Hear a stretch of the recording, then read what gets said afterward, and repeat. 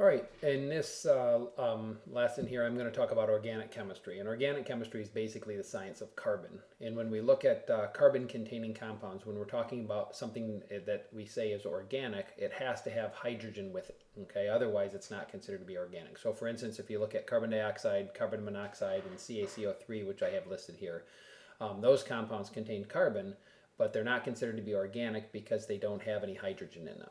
All right, so hydrogen, and a lot of times you'll see nitrogen in there as well, which is also one of the things that makes it out to be organic. But the two main ones are carbon and hydrogen. Okay, so the idea of organic chemistry was historically was built on the idea of vitalism. And what vitalism says is that there's a life force that needs to be breathed into any living organism in order for these organic types of compounds to be kind of created here. All right, and it says that this life force really is outside the laws of physics and chemistry, outside the natural world. So almost it's a supernatural type of kind of has a religious tone to it.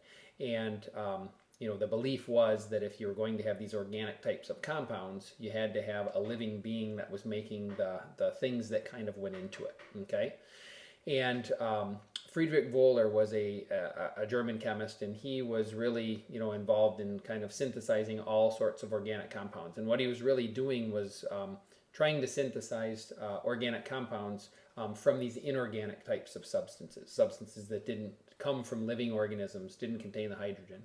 And in 1828, what he was trying to do was synthesize ammonium cyanate. Okay, and instead of getting ammonium cyanate, what he got was urea, and urea was really what comes from your kidney. It comes from living organisms as a kind of a result of protein breakdown. It's watery, and it's was only thought to be produced by humans and animals, and hence the life force that's there. And when he did that, he was one of the first people to be able to do this. And then it was kind of pointed out that the cyanate that was served as the basis for his experiment came from animal blood, and there's that life force again. So the vitalists kind of had the upper hand here, as they were trying to say, okay, well, you were able to do that, but that life force came from the cyanate that you got from animal blood. And then one of his doctoral students, Hermann Kolbe, what he was doing was the same type of thing. He was trying to synthesize these organic types of compounds from inorganic substances, and he was able to produce acetic acid from pure elements. And acetic acid, comes from, is basically vinegar. It comes from sour grapes, so to speak. And he was able to synthesize that without any life force. And then eventually what this did was give Wöhler's synthesis of urea along with that of acetic acid kind of the final nail in the coffin, so to speak, for a notion of vitalism, because eventually they were able to synthesize this urea from the pure elements, just like Kolbe was able to do with the acetic acid. And what that led to was this idea of vitalism kind of shifting towards mechanism, which is saying that there's, life force isn't necessary to be synthesizing all of these types of things. There's the natural phenomena of doing these things are above, or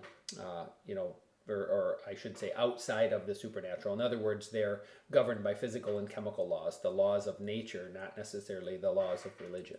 Okay? So if we look at carbon now, what makes carbon special is its ability to bond 4 times. And we've talked about this in class. We've discussed this. You probably remember this from Miss Faunus's chemistry class. You might remember it a little bit from biology as a sophomore.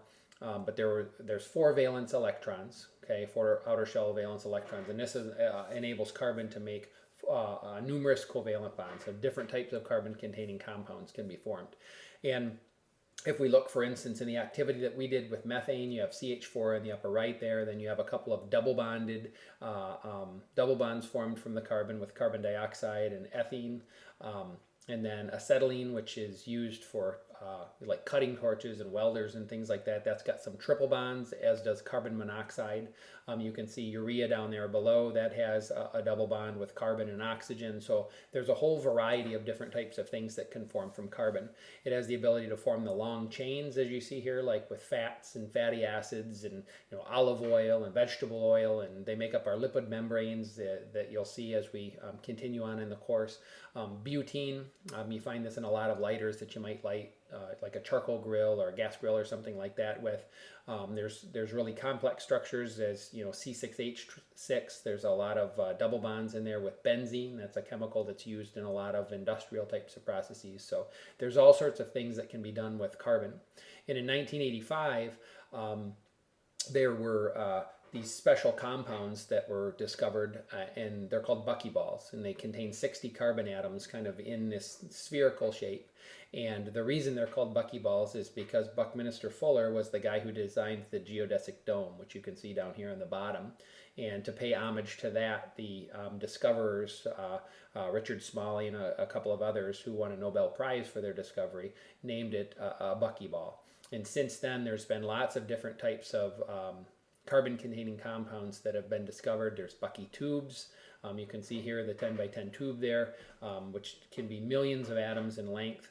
You've got the buckyball, of course, naturally formed diamond, graphite, things like that. All of these different types of carbon-containing compounds have a variety of uses, and what they basically, Bucky tubes and buckyballs, what they form is the basis of nanotechnology, the idea that you can kind of coat like windows with these special coating, and then you never need to wash them. It would be one instance, and there's all sorts of science that goes into these types of things. But the discovery of the buckyball kind of gave rise to this notion of nanotechnology. Okay.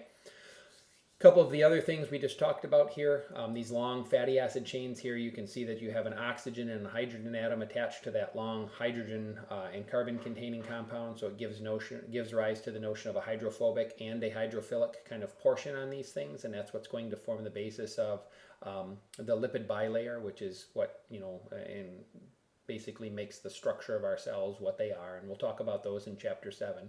So these long chain fatty acids can give rise to the or are given rise to the fact that carbon can bond 4 times and form these long chains. Some of these chains have single bonds in them, some of them have double bonds in them, but we're going to discuss these types of things as we move through the course. Okay. Now the last thing here is with living matter, some of the things that you kind of need to know is that 96% of living matter is made up of 4 atoms: carbon, hydrogen, oxygen, and nitrogen. The remaining 4% comes from phosphorus, calcium, potassium, sulfur, and then a few trace elements. Okay, and these trace elements we'll kind of go through in just a minute. But some of the things here, we know what carbon, hydrogen, nitrogen, oxygen, what those types of things are found in. But the phosphorus, we find that in DNA and RNA. We find sulfur in some proteins. Our calcium, of course, is found in the bones. And then potassium is one of the substances that's involved with like nerve conduction. It's an ion that's very easily obtained and so forth.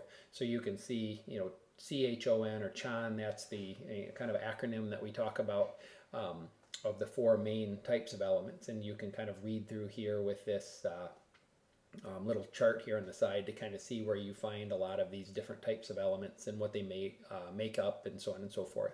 And then you have a few trace elements, and these are required in extremely small amounts. These are what you get like if you take a daily vitamin or something like that.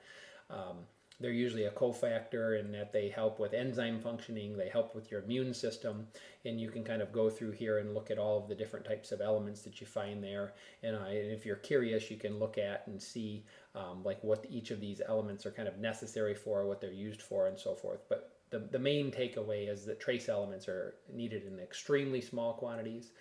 They're usually used to assist with your immune system, with the functioning of enzymes and that sort of a thing. And too much of these things would be, what you would consider to be a poison or toxic to you. All right, so we'll be going over some of this stuff in class. So as you go through this lecture here, if you have any questions at all, make sure that you write those down, and then we'll address them in class. Okay, so we'll see you soon.